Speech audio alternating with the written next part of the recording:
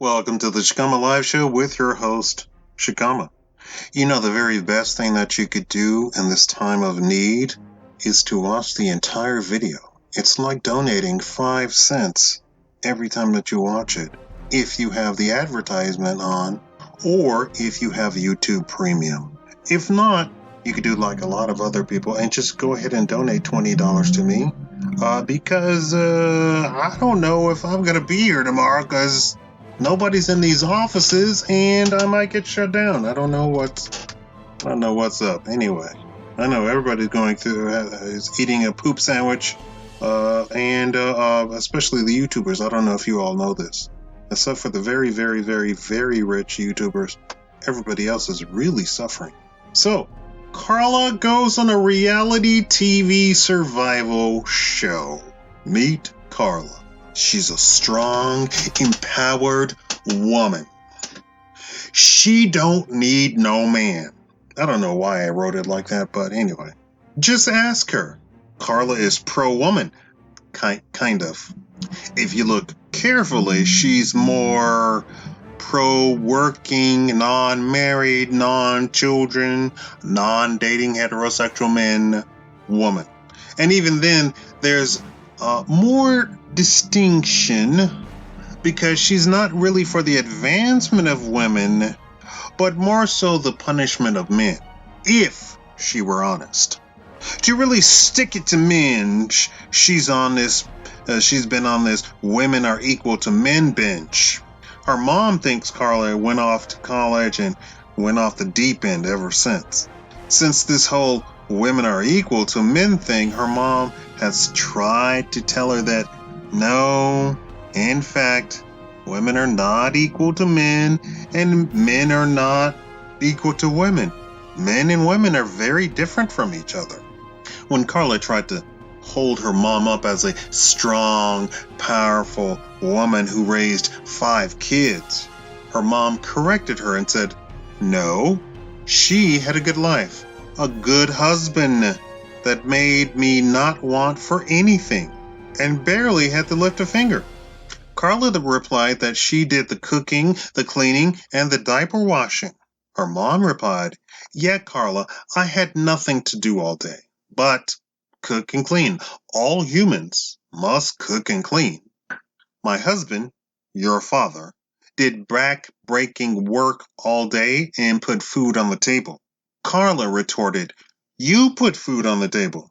Her mom shook her head and said, no, Giancarlo put the food on the table.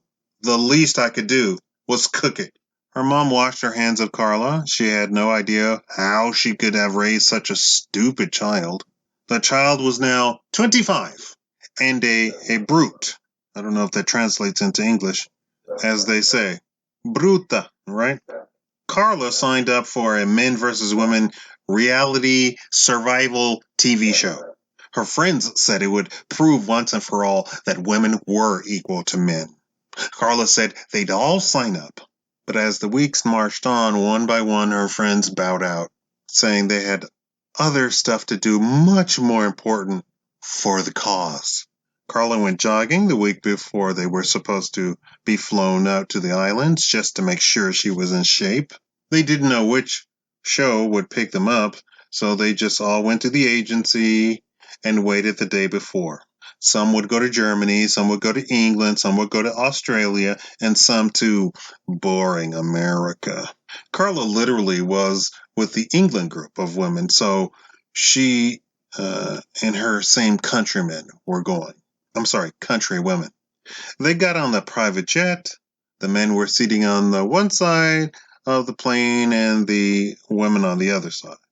Carla and the girls all thought it was a great opportunity to meet and get to know each other. Well, some did. Some of them slept. The men said only their names and then looked at maps and charts and looked at weather predictions for the upcoming weeks. After about halfway through the introductions, Carla tried to suggest that they get a head start on the island like the men. She was shushed by the more expert survival women. To Carla's knowledge, they were all actors for a show, not actually survivalists. When the single male crew member started serving food and beverages, the women scoffed at him and told him to stay away from them. The men enjoyed him and invited him to tell them anything he knew, since he was, in fact, a crew member. Carla tried to listen in as best she could, but the women were quite loud. When the plane landed on the African coast, several of the women asked the men to fetch their bags from the top shelf. The men all left and got off the plane, letting the women scramble to try and do it themselves. The male crew member then was left to help all the women, which wasn't his job, obviously. When everyone got off the plane, they all met at the hotel lobby. Turns out the male crew member was, in fact, the director-producer of the entire show. He led the meeting and instructed them on how shooting would go and told them that there would be no help on the island because that was the competition. It was rumored that the winner would be one of the women. She would win the quote-unquote $1 million, which they said would end up being about $20,000 in reality, like the rest of them. But if she played it right, she could then get fame and fortune from advertisement, who would then have her do tons of commercials, which would eventually end up being close to maybe $1 million if she later ended up getting a TV show. That's how this industry works, one of the women told Carla. 3 days into the shooting, that woman broke her ankle and was flown back home. And they couldn't even edit it to make it look like she won, so they kept shooting. Stay on budget was all the producer said. The women and men were separated and each took boats to separate islands. They were given one container for the whole group, a machete, and a compass. The camera crew were a bunch of either very young men or very old men. They never spoke, and the actors were the only ones allowed to talk. The camera crew were always there and always silent. The one rule was never look into the camera. If the girl slept, ate, went to the bathroom, the camera crew was there. When a woman complained about the camera crew filming her going to the bathroom, literally that instant another woman came screaming through the jungle to the group, followed by camera crew, saying a snake was there while she was trying to go to the bathroom. It became clear that that's why the camera crew filmed everything. The instructions for the show were arrive on the island, find a campsite, which was pointed out to them at the hotel, and survive. For the most part, it was boring, so the camera crew simply filmed every possible moment just in case something happened. By day 3, it was clear none of the survival expert women knew anything except for maybe one older survival woman who did know something, but no one listened to her. The other actresses ignored her, overruled everything that she said, and in general threw the entire group into chaos. The one woman who was supposed to win was also in the same boat. She knew a little less than the older woman, but knew more than the actresses. But because of all the women being paid the same exact rate, made it so that the most inept woman of the group thought she should have a say-so too, which made the entire show chaotic. By day 4, they hadn't found the campsite, hadn't found food, except for the one fruit tree the older woman pointed out on day 2 that had all of 2 ripe fruits on it. And they had no fresh water, which supposedly ran through the campsite. One of the actresses demanded to be keeper of the compass because she thought it would give her more screen time. Not a bad plan, but it was horrible for the survivability of the group. The older woman threw her hands up on day 2, and by day 4, they were all hungry and dehydrated. The winner girl was flown out the day before by helicopter, not filmed. The night of day 4, it was radioed that the women group needed to be rescued. So African Marines of the local country were sent out to collect them. They didn't speak English, so communication with them was next to nothing.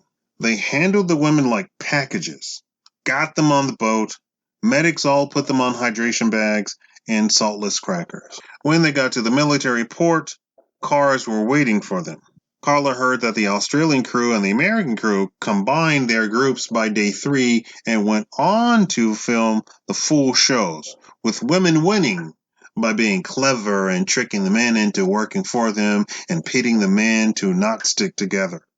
All the other crews, though, that kept the women separated, all had to evac the women. They finished their shows with men being organized and staying for weeks, and then having a great time for a week of luxury in the hotel after the show. Word came that most of the male crews were 100% actors and not survivalists. A couple of groups had a true blue survivalist, and he served mostly as a tutor. Those shows went into syndication, and those guys made bank.